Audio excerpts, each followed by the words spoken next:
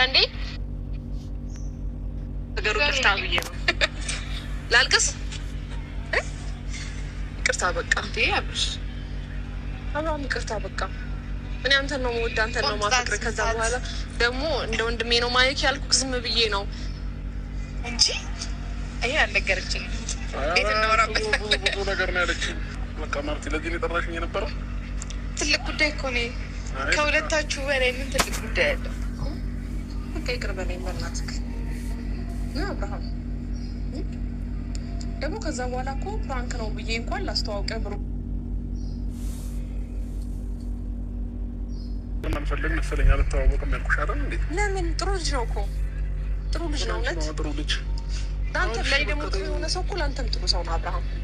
እኔ ደግሞ ከልጅነቴም ስለማውቀው ነው እንደዚህ ተዳፍሬም በዚህ ልክ ከእሱ ጋር እንትን እንደዚህ ያልኩት እንጂ አይለመደኝም። ይቅር በለኝ በቃ ናውሽ። ፕራንክ እንደዚህ ያስኮርፋል። አንተ ብዙ ጊዜ ፕራንክ አድርገኝ እና ያኩርፍ ያውቃለሁ።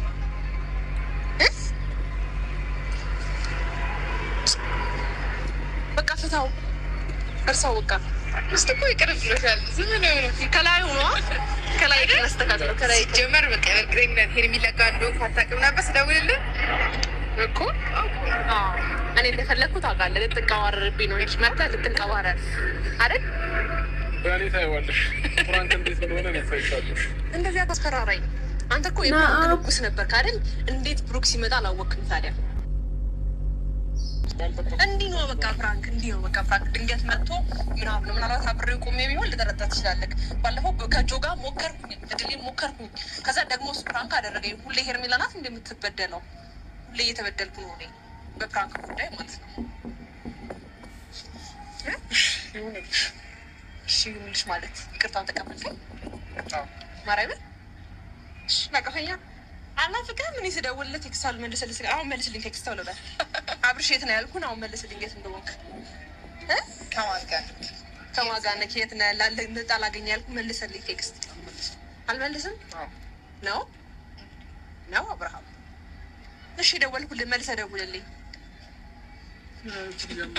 ቅጣት አለክ። እሺ ማታ ከምሽቱ 2 ሰዓት እስከ ከምሽቱ 9 ሰዓት ድረስ ታወራኛለህ በስልክ። እሺ እሺ እሺ። ስለዚህ ቅርታዬን ተቀበልከኝ ማለት ነው። አንተ ቅርታ ትቀበለኝም እንዴ? ልመታኝ ነው እንደ አንተ ነድገመኝ ድገመኝ ጉዳይ። እሺ በቃ ስለዚህ ረስተኸዋል አይደል? ሁለት ደቂቃ ተጣልታችሁ እኔ ለስንት ሰዓት እንደምታሰቃዩ ልጁን ደግሞ እጁን ሰብረኸዋል። እንትን አትለውም አንቺ አልነገርኩሽም ለካ ሰላም ብለኝ ብሎ እጅሽ ዘርጊ ላሳይሽ። በዛ በቀኝ እጅሽ ሰላም ብለኝ ብሎ እንዲህ ጠዋ አድርጎት ልጁ ተሰበረ። እሱ ነው ምንም ያደረገችው። አንቺ ደግሞ ቦክስ ነበር የሚገባው ብሩክን